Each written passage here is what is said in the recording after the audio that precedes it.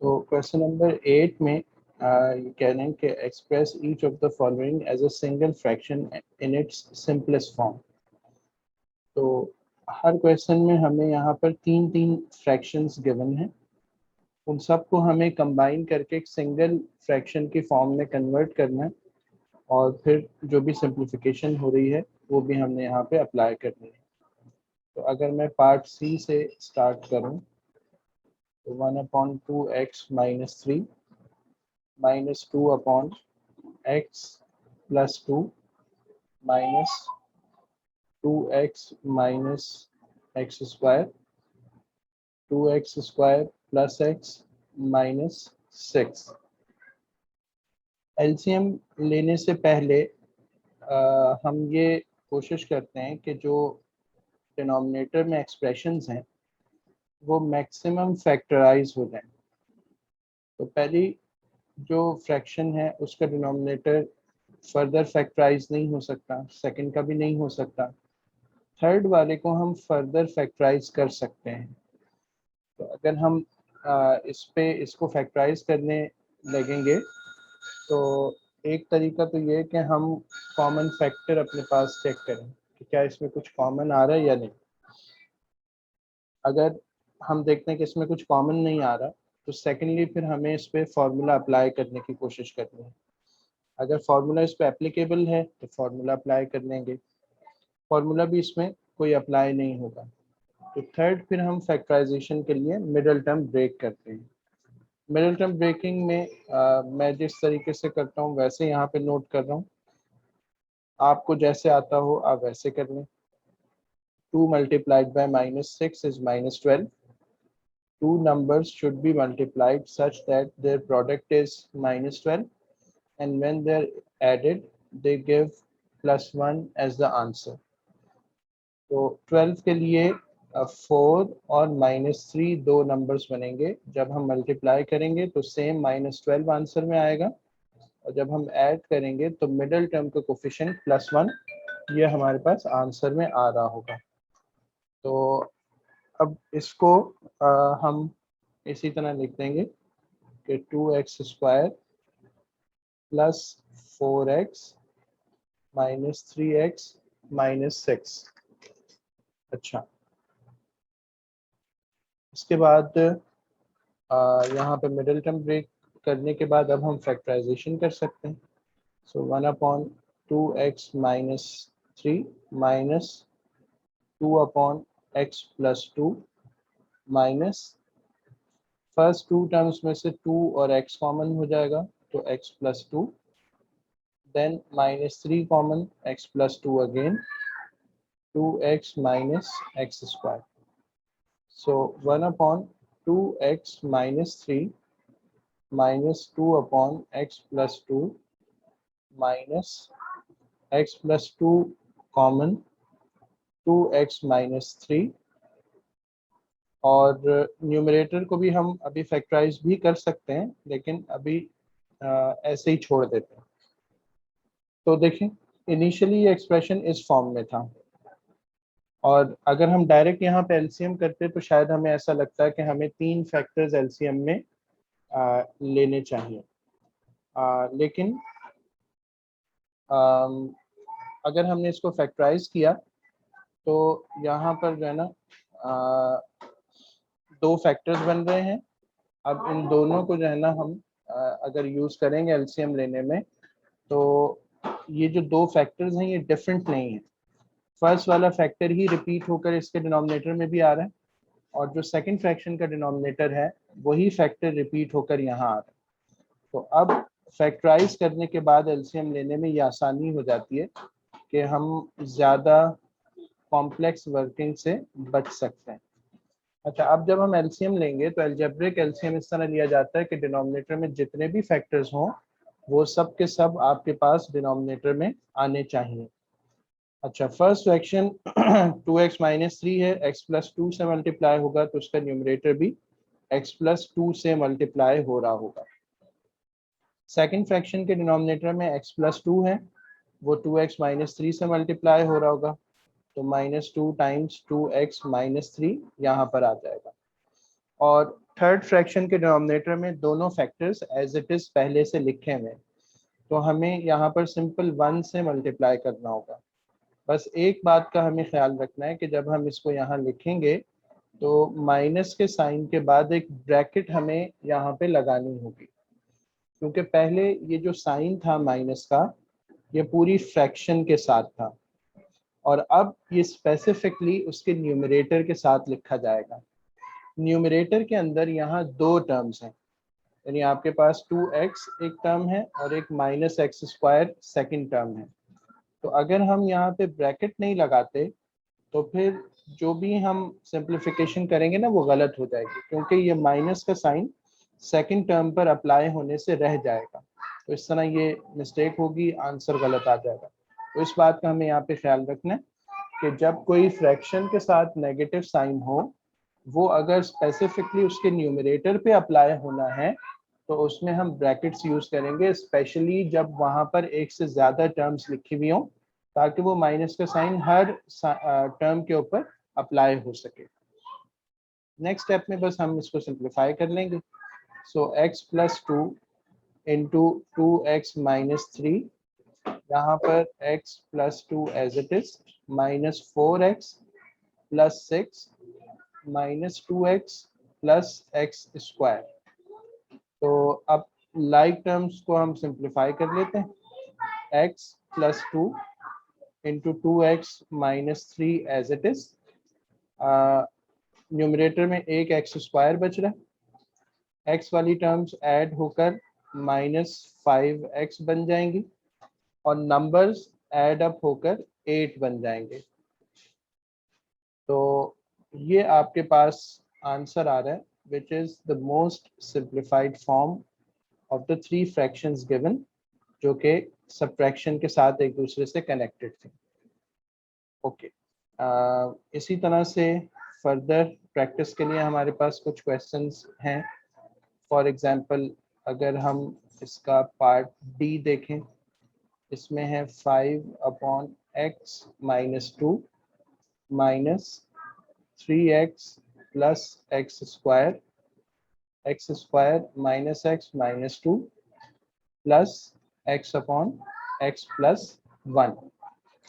Okay, अब यहाँ भी हम डायरेक्ट एलसीएम करने के बजाय हम ये करेंगे कि पहले जो सेकंड फ्रैक्शन है उसके डिनोमिनेटर को फैक्टराइज कर लें, ताकि हो सकता है कि हमारी जो एलसीएम करने की प्रैक्टिस है वो ज़्यादा सिंप्लीफाइड हो जाए या हमें फैक्टर्स का ज़्यादा बेहतर आइडिया हो जाए।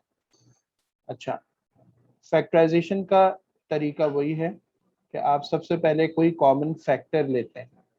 कॉमन फैक्टर ना मिले तो फिर आप कोशिश करते हैं कि कोई फार्मूला अगर एप्लीकेबल है तो वो अप्लाई हो जाए, और अगर फार्मूला भी अप्लाई नहीं हो रहा, जैसे कि यहाँ ना कॉमन आ रहा है ना फार्मूला अप्लाई हो रहा है, तो फिर हम मिडिल टर्म ब्रेकिंग करते हैं।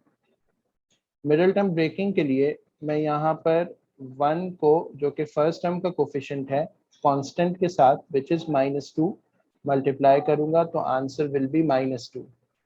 फिर इसके बाद मुझे दो नंबर्स चाहिए जिन्हें मल्टीप्लाई करें तो सेम -2 आंसर आ जाए, और अगर उन्हें ऐड करें तो मिडिल टर्म का कोफिशिएंट विच इज -1 वो आंसर में आता है।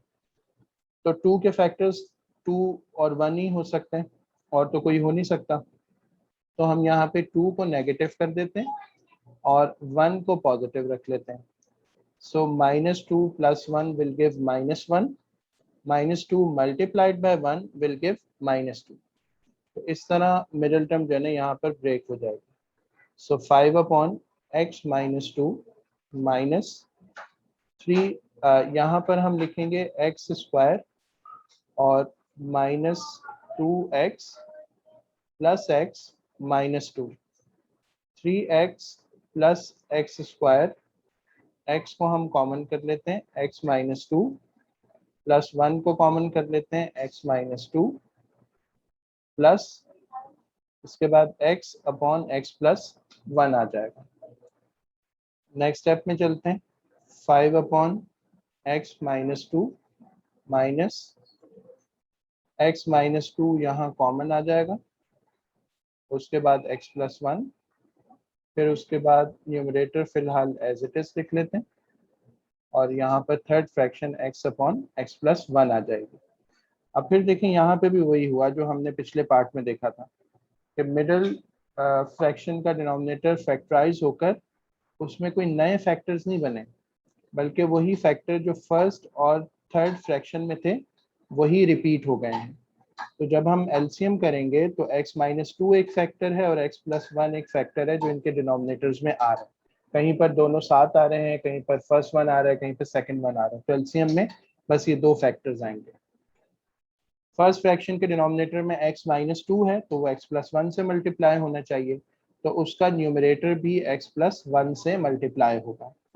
सेकंड फ्रैक्शन के डिनोमिनेटर में दोनों फैक्टर्स लिखे हुए हैं तो ये इसको किसी से भी मल्टीप्लाई करने की जरूरत नहीं है और इसका न्यूमरेटर एज इट इज हम लिखेंगे।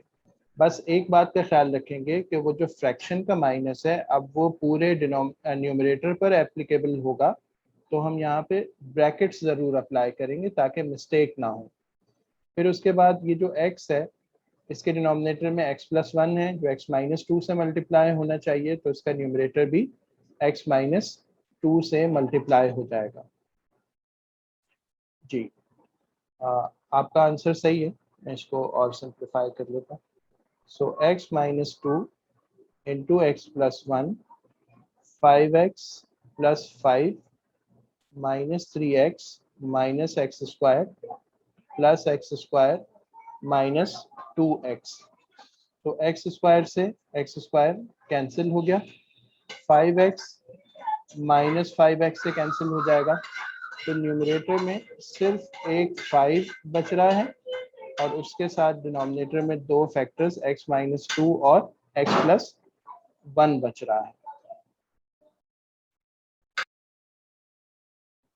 नेक्स्ट अलजेब्रा के अंदर जो इस एक्सरसाइज में क्वेश्चंस गिवन हैं वो इस तरह के हैं कि हमें कोई एक एक्सप्रेशन दिया हुआ है और उसमें 2-3 आर्बिट्ररी कॉन्स्टेंट्स इन्वॉल्व हो रहे हैं।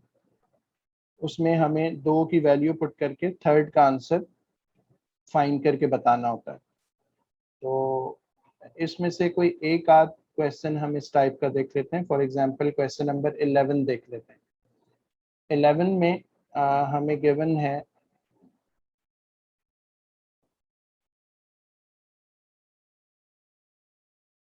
जी, क्वेश्चन नंबर 11 में गिवन है the equation of a hyperbola is given by x square upon a square, x square upon a square minus y square upon b square is equal to 1। ये एक geometrical shape होती है hyperbola, उसकी एक equation हमें given है where x y represents the coordinates of any point on the hyperbola and a b are constants. X y जो है ना उसका एक पॉइंट होता है, कोई भी पॉइंट जो हाइपरबोला पे होगा एक्स वाई से रिप्रेजेंट हो सकता है और ए बी कॉन्स्टेंट्स होते हैं। अच्छा, अब ज्योमेट्रिकल इंफॉर्मेशन के अलावा अभी जो काम हमें करना है वो क्या करना है। Part 1 make y the subject of this equation. तो y को जब हम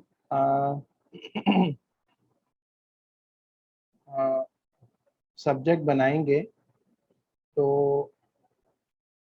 जी अब आपके पास स्क्रीन सही होगी क्योंकि मैं तो राइटिंग कर रहा हूँ मुसलसल।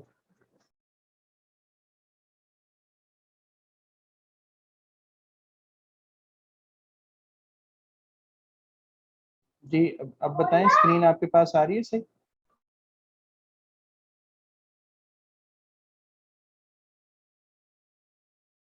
ओके, तो हम ये देख रहे थे कि हमने यहाँ पे y को ना सब्जेक्ट बनाना है। y को सब्जेक्ट बनाने के लिए हम ये करते हैं कि x square upon a square के पास 1 को मूव कर देते हैं और y वाली पूरी टर्म को हम इक्वल के दूसरे साइड पे मूव कर देते हैं। उसके बाद हम ये करते हैं कि वाई स्क्वायर को एक तरफ कर लेते हैं और बी स्क्वायर को दूसरी साइड पे मूव करते हैं। वो वाई स्क्वायर को डिवाइड कर रहा था, यहाँ आकर वो इसको मल्टीप्लाई कर लेगा। फिर आंसर फर्दर लाने के लिए हम ये करते हैं कि चूंकि स्क्वायर है और स्क्वायर को हमें कैंसिल करना है तो हम दोनों साइड्स पर स्क्वायर रूट अप्लाई कर लेते हैं और स्क्वायर रूट के साथ प्लस माइनस का साइन आएगा राइट हैंड साइड पर। So y will be equal to b, चूंकि बी स्क्वायर था ये अपने स्क्वायर रूट को कैंसिल कर लेगा, और बी के बाद आपके पास है x square upon a square minus 1 with in square root. तो ये आपके पास जो है ना आंसर बन रहा है जब हमने y को सब्जेक्ट ऑफ द इक्वेशन बना दिया। उसके बाद सेकंड पार्ट में कह रहे हैं कि find the values of y की वैल्यू हमें फाइंड करनी है when x is equal to 5 minus 5, a is equal to 3 and b is equal to 2। ये वैल्यूज रिप्लेस करके हमें y का आंसर चाहिए। So y is going to be equal to 2, b की जगह आ गया, प्लस माइनस यहाँ पर है, और माइनस 5 स्क्वायर यानी एक्स स्क्वायर, ए स्क्वायर यानी 3 square, minus 1 with in square root. So it is plus minus 2 times 25 upon 9 minus 1। So plus minus 2 times with in square root, हम एलसीएम करेंगे तो 9 का एलसीएम आ जाएगा 25 माइनस 9। तो आपके पास y is going to be equal to 16 upon 9 within square root. So plus minus 2 times 4 upon 3 square root से हमें answer मिल जाएगा। 16 4 का स्क्वायर है और 9 3 का स्क्वायर है। अब आपके पास y के लिए ना दो आंसर होंगे। अगर आप पॉजिटिव साइन रखें तो आपके पास एक आंसर बनेगा 8 अपॉन 3, और अगर आप -2 की साइन रखें या -4 की साइन रखें तो आपके पास दूसरा आंसर -8 अपॉन 3 बनेगा। ये y की दो रिक्वायर्ड वैल्यूज हैं जो कि हमें फाइंड करनी थी। अब इसमें एक लास्ट क्वेश्चन हम और डिस्कस कर लेते हैं, और ये जो क्वेश्चन है इस टाइप के बहुत सारे क्वेश्चंस या वर्ड प्रॉब्लम्स आपको पास पेपर्स में मिल जाएंगे। पास पेपर में ना अक्सर इसी तरह के क्वेश्चंस आते हैं। ये वाला जो क्वेश्चन है ये वॉल्यूम और रेट से रिलेटेड है, तो ये अच्छा है हम यहाँ पे देख लेंगे, वरना नॉर्मली हमारे पास स्पीड डिस्टेंस टाइम उससे रिलेटेड क्वेश्चंस भी आते हैं जो कि पास पेपर में हम देखेंगे। तो क्वेश्चन नंबर 12 में कह रहे हैं कि it takes x hours for pipe A to fill a swimming pool with water. It takes 1.5 hours longer than pipe A to fill the same swimming pool with water. तो अगर हम pipe A की बात करते हैं तो pipe A के लिए हमें टाइम कितना गिवन है for filling the swimming pool, it is x hours. अच्छा, अगर हम पाइप B की बात करते हैं तो उसको उन्होंने पाइप A से रिलेट किया है और कहा है कि it takes pipe B 1.5 hours longer than pipe A। तो अगर पाइप A के लिए टाइम x है और इसमें हम 1.5 आवर्स लॉन्गर बताना चाह रहे हैं तो हम इस टाइम में 1.5 आवर्स को ऐड कर देंगे। So now the time is 1.5 hours longer than before.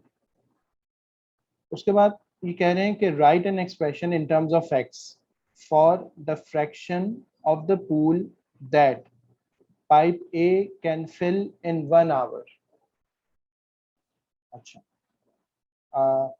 Part 1 में हमें ये बताना है कि पाइप A 1 आवर में कितना फिल कर सकता है इसको।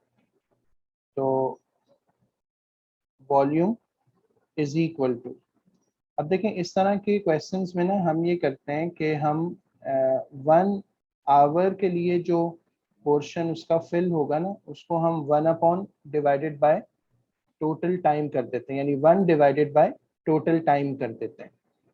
तो इसको हम यूँ समझते हैं कि फॉर एग्जांपल आपके पास ये टैंक है जिसको फिल होना है।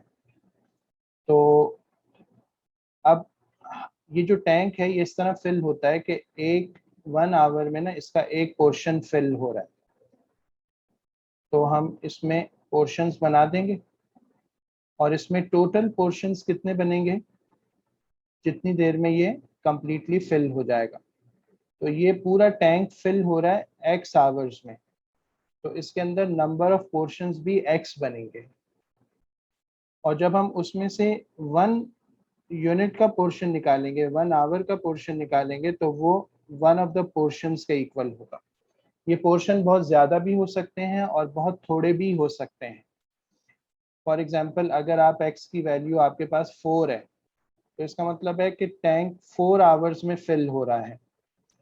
तो आप इस टैंक को 4 पार्ट्स में डिवाइड कर देंगे और 1 आवर में जो फिलिंग होगी वो 1/x होगा। हो सकता है कि x की वैल्यू आपके पास 2 हो, तो उसमें आप क्या करेंगे कि आप अपने टैंक को 2 पार्ट्स में डिवाइड कर लेंगे और 1 आवर की जो फिलिंग होगी वो 1/x अगेन कहलाएगी। और हो सकता है कि x की वैल्यू 4 से ज़्यादा हो, बहुत बड़ी वैल्यू भी हो सकती है, बहुत छोटी वैल्यू भी हो सकती है। जो चीज़ सेम रहेगी ना, वो ये वाला एक्सप्रेशन है कि 1 आवर में टैंक का कितना पोर्शन फिल होगा, वो होगा 1 divided by the total portions of the tank which were made according to the time that it took for filling, completely filling. तो complete filling के लिए उसको x आवर्स लग रहे हैं। हम थ्योरेटिकली अपने जहन में ये सोचते हैं कि इस टैंक में ना इतने ही पोर्शंस बन जाएंगे और 1 घंटे में उसका एक पोर्शन फिल हो जाएगा, whatever the value of x is. इसी तरह ये कह रहे हैं कि write an expression for the pipe B which it can fill in 2 hours। अच्छा, अब कितना पोर्शन ये फिल कर सकता है पाइप बी? सबसे पहले तो ये देखने थे कि पाइप बी को टोटल टाइम कितना लग रहा है। इट इज x प्लस 1.5, और चूंकि हमने 2 आवर्स के लिए निकालना है तो हम न्यूमरेटर में यहाँ पर 2 रख देंगे। 1 आवर के लिए न्यूमरेटर 1 होगा, 2 आवर्स के लिए न्यूमरेटर 2 बन जाएगा।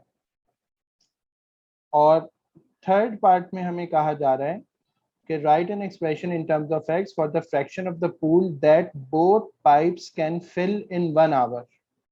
अब हम एक पाइप यूज नहीं करेंगे, अब हम दोनों पाइप्स को यूज करेंगे। तो fraction of the pool filled will be equal to, कुछ पोर्शन यहाँ पर फिल होगा पाइप ए की वजह से और कुछ पोर्शन यहाँ पर फिल होगा पाइप बी की वजह से। लेकिन दोनों कितनी देर तक फिलिंग करेंगे? फिलिंग 1 आवर तक के लिए ही होगी, 1 आवर से ज्यादा नहीं है। अच्छा, अगर हम पाइप ए को यूज करते हैं तो वो x आवर्स में कंप्लीटली फिल कर देगा। सिर्फ अगर पाइप ए को यूज करते हैं तो वो 1 आवर में 1/x portion of the pool fill कर रहा होगा। अच्छा, इसी तरह अगर हम पाइप बी को देखते हैं तो वो x प्लस 1.5 में कंप्लीटली फिल कर रहा है, तो 1 आवर में वो 1/this मच फिल कर रहा होगा। अब इन दोनों की फिलिंग्स को आप ऐड कर देंगे तो आपको टोटल फिलिंग मेड या डन बाय 2 पाइप्स वो मिल जाएगी। पाइप ए की फिलिंग ये है 1 घंटे की, पाइप बी इतना फिल करेगा, दोनों को ऐड कर दें तो टोटल टैंक कितना फिल होगा वो हमें यहाँ से पता चल जाएगा।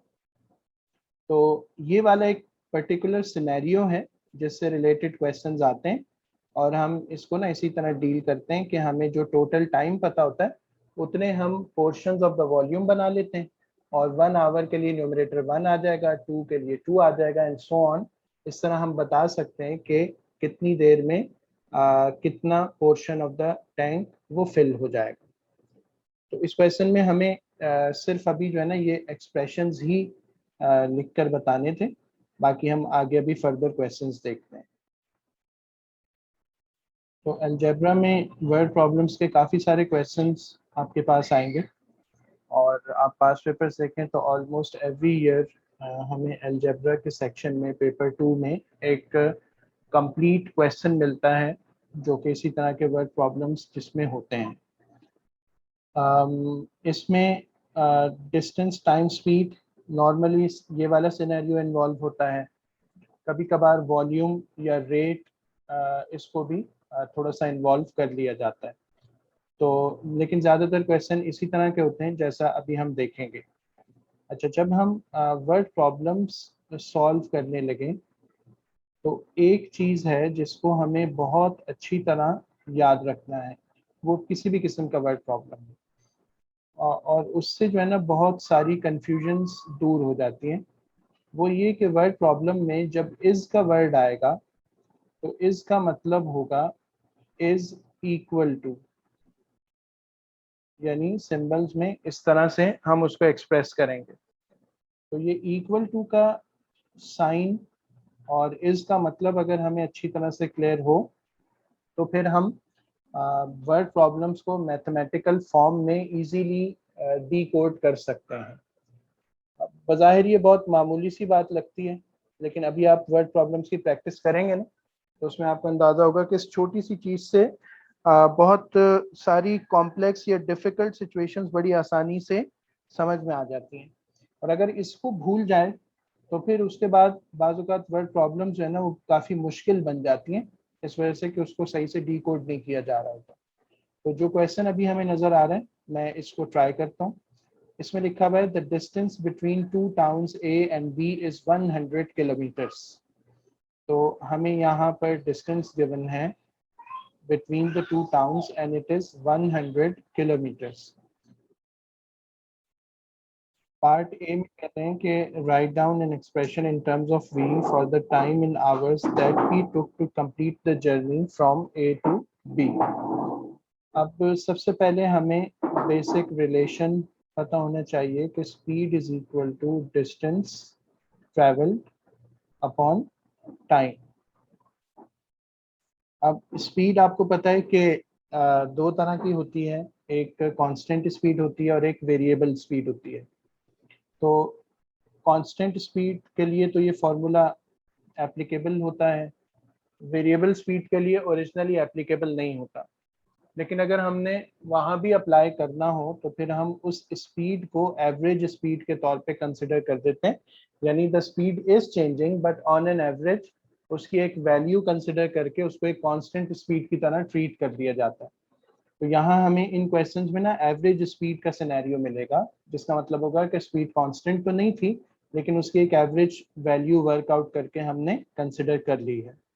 अच्छा, अब हमें चूंकि टाइम का एक्सप्रेशन चाहिए, so time is going to be equal to distance divided by speed of the moving object, और distance यहाँ पर था 100 किलोमीटर्स, स्पीड थी v kilometres per our, so time will be equal to 100 upon v kilometres. ये part A का expression है जो given data से हमने बना दिया। उसके बाद सेकंड पार्ट में कह रहे हैं कि on the return journey his average speed was 6 kilometres per hour greater than his speed from A to B. Means के when he was returning from B to A the return journey his speed was greater. कितनी greater थी? 6 kilometres. तो जाते हुए उसकी speed v थी, return journey पे उसकी speed v plus 6 kilometres per hour थी। Right down an expression in terms of v for part 1 his speed for the journey from b to a। तो ये काम मैंने वैसे पहले ही कर दिया था, लेकिन मैं दोबारा यहाँ लिख देता हूँ कि इसकी स्पीड के लिए expression v plus 6 kilometres per hour बनेगा। The time in hours that he took for the journey from B to A. अब मैं वो पूरा एक्सप्रेशन नहीं लिख रहा हूँ, अब मैं डायरेक्ट यहाँ पे ना फाइनल फॉर्म लिखूंगा कि time is equal to distance divided by speed. Distance तो अभी भी सेम है, अलबत्ता स्पीड अब हम v नहीं पुट करेंगे, बल्कि इस दफा स्पीड हम v प्लस 6 पुट करेंगे, because when he was returning he was coming back at a larger speed और हायर स्पीड। पार्ट सी में कह रहे हैं कि given that the return journey took 20 minutes less than the journey from A to B। अच्छा, अब देखें ये भी एक सिंपल सी बात है कि जब किसी मूविंग ऑब्जेक्ट की स्पीड कम होती है तो उसको टाइम उसमें ज़्यादा लगता है, और जब किसी मूविंग ऑब्जेक्ट की स्पीड ज़्यादा हो जाती है तो वो कम टाइम में वो डिस्टेंस कवर कर लेता है। अब ये एक टाइम है जिसको हम t1 कह देते हैं, और ये एक दूसरा टाइम का एक्सप्रेशन है जिसको हम t2 कह सकते हैं। ये दोनों टाइम हमें गिवन है। t1 में स्पीड कम है तो it means t1 has a larger value, उसको ज़्यादा टाइम लगा होगा, और t2 में स्पीड ज़्यादा है, इट मींस कि उसको कम टाइम लगा होगा। अभी कह रहे हैं कि given also that the return journey took 20 minutes less than the journey from A to B. तो journey from A to B जिसमें उसे टाइम ज़्यादा लग रहा था, अगर उसमें से हम लेस टाइम वाली जर्नी को सब्ट्रैक्ट करेंगे तो आंसर 20 मिनट्स आएगा। लेकिन सिंस T1 और T2 दोनों आवर्स में है तो मैं इस 20 को 60 से डिवाइड करके आवर्स में कन्वर्ट कर लेता हूँ कि उसको 1/3 आवर्स लगेंगे। और अगर हम इसके एक्सप्रेशंस यहाँ पुट कर लें तो 100/v minus 100/v plus x is equal to 1/3 बन जाएगा। हमें करना क्या है, form an equation in v, वो हमने फॉर्म कर ली, एंड शो दैट यानी prove that it reduces to this form. अब हम इसको उस फॉर्म तक रिड्यूस कर लेते हैं। अलजेब्रिक फ्रैक्शंस को किस तरह सिंप्लीफाई किया जाता है ये अभी हम देख रहे थे, पिछली क्लास में भी हमने डिस्कस किया था। एलसीएम देना पड़ेगा यहाँ पर, तो 100 मल्टीप्लाइड बाय v प्लस 6 होगा माइनस 100 मल्टीप्लाइड बाय v होगा इज इक्वल टू 1/3। अब इसके बाद हम क्रॉस मल्टीप्लाई कर सकते हैं, उससे पहले मैं मल्टीप्लाई कर लेता हूँ 100v प्लस 600 माइनस 100v, इस पूरे से आकर 3 मल्टीप्लाई हो जाएगा और डिनोमिनेटर को हम उधर मूव करते हैं तो वो वहां जाकर 1 से मल्टीप्लाई हो जाएगा। 100v माइनस 100v से कैंसिल हो गया, 1800 is equal to v square plus 6v। और अगर हम 1800 को भी दूसरी साइड पर मूव कर लें तो v square plus 6v minus 1800 is equal to 0। ये फॉर्म हमें रिड्यूस करके लेकर आनी थी, तो ये करके हम नीचे लिख देंगे हेंस प्रूफ, ये वाली फॉर्म हमने प्रूफ कर दी है। ओके, नेक्स्ट पार्ट में, पार्ट डी में कह रहे हैं कि solve this equation giving both answers correct to 3 significant figure. अब इक्वेशन का आंसर हमें लाना है, तो इसमें मिडिल टर्म ब्रेक करने की भी हम कोशिश कर सकते हैं जिसके चांसेस कम होंगे, तो हम यहाँ पर क्वाड्रेटिक फार्मूला यूज कर लेते हैं। Quadratic formula minus b plus minus b square minus 4ac upon 2a। इसमें a जो होता है वो स्क्वायर वाली टर्म का कोफिशिएंट होता है विच इज 1, b आपके पास मिडिल टर्म का कोफिशिएंट होता है विच इज 6, और c आपकी इक्वेशन का कांस्टेंट होता है विच इज माइनस 1800। अच्छा, इसको अब हम सॉल्व करते हैं इसमें वैल्यूज पुट करके। So v is equal to minus of b plus minus b square minus 4 times a into c divided by 2a। b की जगह 6 आ जाएगा, a की जगह पे 1 आ जाएगा और c की जगह माइनस 1800 आ जाएगा। So minus 6 plus minus 36 plus 7200 divided by 2. So it is minus 6 plus minus 7236 within square root divided by 2.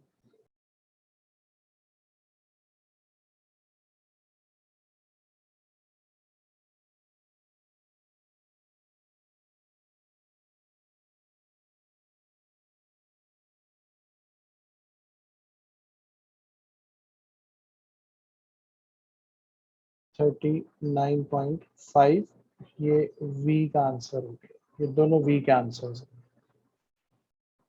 Okay, तो इसके बाद हमें क्या करना है, दोनों आंसर्स हमने 3 सिग्निफिकेंट फिगर्स तक दे दिए। Calculate correct to the nearest minute the total time that Mr. Jones spent traveling।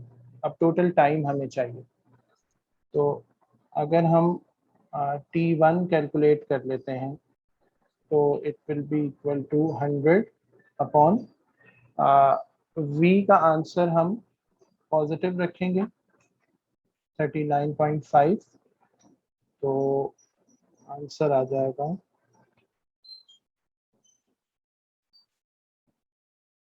100 divided by 39.5, 2.532।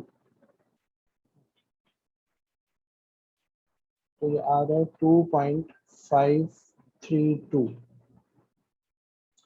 अच्छा 532 को वैसे हम 53 भी लिख सकते हैं, 2.53 आवर्स आ रहा है।